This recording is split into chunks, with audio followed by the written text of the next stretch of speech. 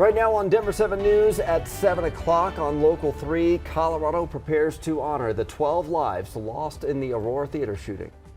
Survivors heal in different ways and they all have different journeys. We feel like we've all gone through a metamorphosis from 10 years ago from the tragedy and to where we are now.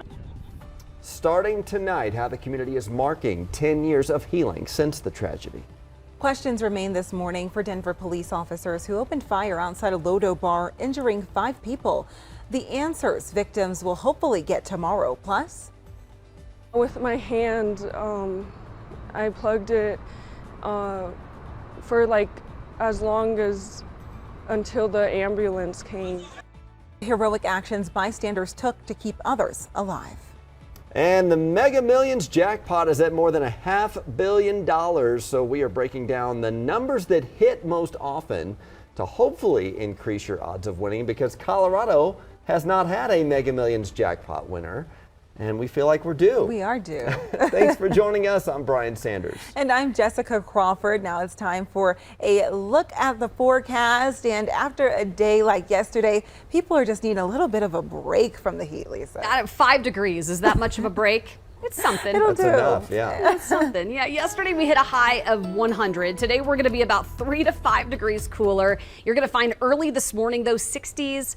70s, near 80 in some neighborhoods, upper 70s right now in Lakewood and in Arvada, and these numbers are only going to climb from this point on, and we're likely going to get well into the 90s again by about 11 o'clock. At that point, near 90. We'll see mid to upper 90s between about 3 and 4, hitting those highs a little earlier on with a few thunderstorms that'll pop up. Like yesterday, if you get a few clouds, it helps at least block some of that sunshine. 70s and 80s for the mountains this afternoon. Coming up, we'll take a look at that chance for thunderstorms both today and tomorrow, and then again more triple digit, well, at least near triple digit heat possible. I'll show you when. And your morning commute has started to be a busy one over the past half hour or so. We'll start with your drive times, and then I'll tell you about a trouble spot we're keeping an eye on. Northbound I-225 from I-25 to I-70, 14 minutes. Southbound running almost about the same. Westbound I-70 from Pena Boulevard to I-25, 17 minutes. Eastbound, 14 minutes. So if you're headed to or from the airport, small slowdowns there. Westbound I-270 from I-70 to I-25, 15 minutes there. Let's go south of town. Westbound C-470 from Wadsworth to I-70, 14 minutes. Eastbound, 13 minutes. Now, Air Tracker 7 has been over a crash for the past hour or so. This is at 6th Avenue and I-25. It involves a truck, and we are learning that this is a fatal crash. It's impacting both on and off-ramp traffic. Traffic is flowing. It's just going very slow. So if you do have to take this way to work or anywhere you need to go this morning, make sure you're going nice and slow. You want to keep it patient. If we want to head back to the map one more time, I'll show you one more drive time before I go. There we go. Westbound I-76 from 104th Avenue to I-25. 48 minutes, southbound 34, so that's your biggest slowdown this morning. It is a somber day for our state. Today marks 10 years since the mass shooting at the Century Theater in Aurora during a midnight showing of The Dark Knight Rises. Denver 7's Veronica Acosta joins us live from the memorial near Aurora City Hall. And Veronica, tonight kicks off a series of community events meant to reflect on 10 years since this horrific attack. That's exactly it. And one of those events, again, happening tonight, just a minute before midnight at 11:59. It's going to be a remembrance ceremony right here behind me at the 720 Memorial. And this place is really a place where you come to remember all 12 of those victims, 12 stones with their photos and their names all across here. Now, all of the different remembrance events happening this week, they're being put on by the 720 Memorial Foundation. Representatives say they realize everyone grieves differently, which is why some of these events are different themselves. During tonight's event, there will be a tour of every single one of these 12 stones, each of those stones, again, representing one of those victims. There will also be a procession by Aurora police and other first responders. Listen to what else organizers say will make tonight so special. There's 12 stones representing each of the families who lost someone, and you'll hear a little story about each one of them. And then we will gather back underneath Accentuate, the centerpiece of the memorial, where we will open it up for anyone who has some thoughts that they might want to say. On Saturday, there will be a fundraising 5K. That's for a scholarship that was actually started by a shooting survivor. There's a formal reflection ceremony at 1:30 that afternoon to read the names and honor the victims. At 3, a free community event with food trucks, a beer garden, music, and more. And then at 7:20, a special audio-visual event with art representing the feelings over the last 10 years. If you'd like to be a part of tonight's remembrance ceremony, again, that kicks off at 11:59 tonight. You can attend in person, but if you can't do it that way, you can always attend or look for the live stream that's going to be over on the 720 Memorial Foundation's Facebook page.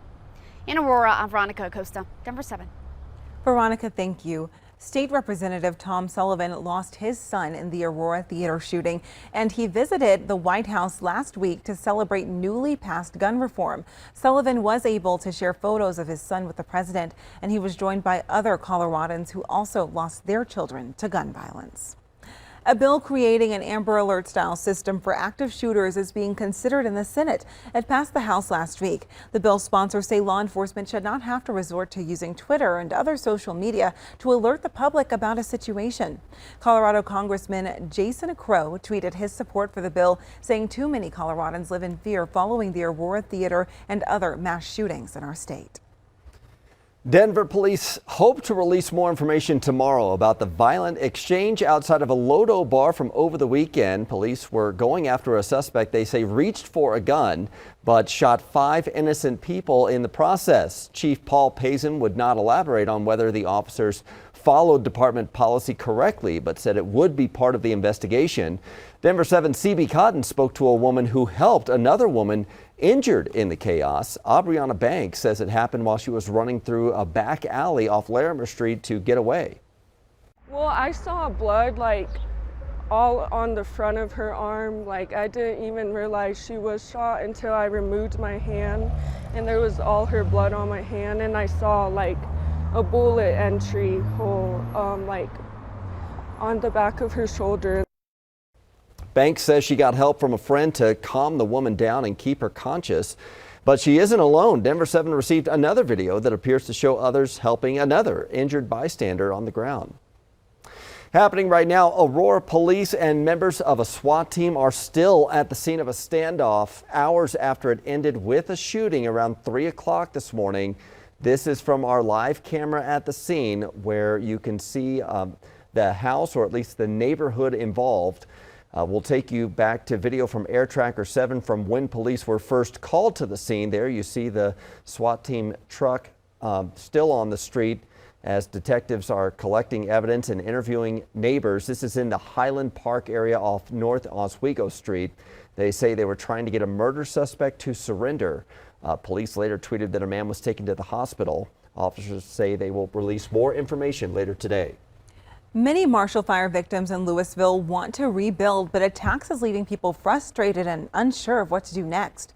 Denver 7's Christian Lopez joins us live from Louisville. And Christian, those raw emotions will be on full display at tonight's City Council meeting. Yeah, they will. We are approaching that 7-month mark, and looking around, we can see all of that progress here in Louisville. Several lots have been cleared, and now it's time to move forward in that rebuilding process. But now people are facing an obstacle when it comes to new building fees. Over the weekend, several Marshall Fire victims gathered in front of Louisville City Hall asking the city to waive the tax. The message during the protest on Saturday was very clear and directed towards City Council. The Louisville use tax rate for new buildings is 3.6%. That is an average of about $25,000 for every new home. Fire victims say that they never planned on having to build new homes, so they want the city to do something to help them, especially because they're already dealing with so much. It's frustrating to have to sit and wait. I think the whole community is standing up and saying, well, of course, this is what we need. We need financial help, relieving us of some burdens. Either council can do something and pass an ordinance to rebate them, or we can go to the voters ourselves directly. And several people argue that the city can do something to waive this tax because Superior did it months ago. And this will be up for discussion during that city council meeting tonight. We're live in Louisville this morning. I'm Christian Lopez, Denver 7. Christian, thank you. Families in Denver's Lincoln Park neighborhood are getting a new grocery store today. The Osage Mercado offers affordable food and produce. The store's cafe has been serving breakfast and lunch at 11th and Osage for the past month. The cafe and Mercado are run by Denver Housing Services to create educational and employment opportunities for young people. We have 3 sort of unique programs within YEA. We have our Osage Cafe, which focuses on the culinary arts. We have Art Street, which focuses on the creative arts. And then we have Decatur Fresh, which is our market in Sun Valley that we opened in 2021. And that's really focused on retail management and customer service. The store opens today at 2 p.m. and there's free food today. But thanks to a Healthy Food for Denver Kids grant, anyone under the age of 18 can stop by at any time for a free and healthy snack. Just when you thought you'd seen the last of Toys R Us, the iconic kid store is poised for another comeback. What's boosting the company's chances of sticking around this time? And you could buy a lot of toys or whatever your heart desires if you win Mega Millions tonight. A look at the numbers that hit the most often.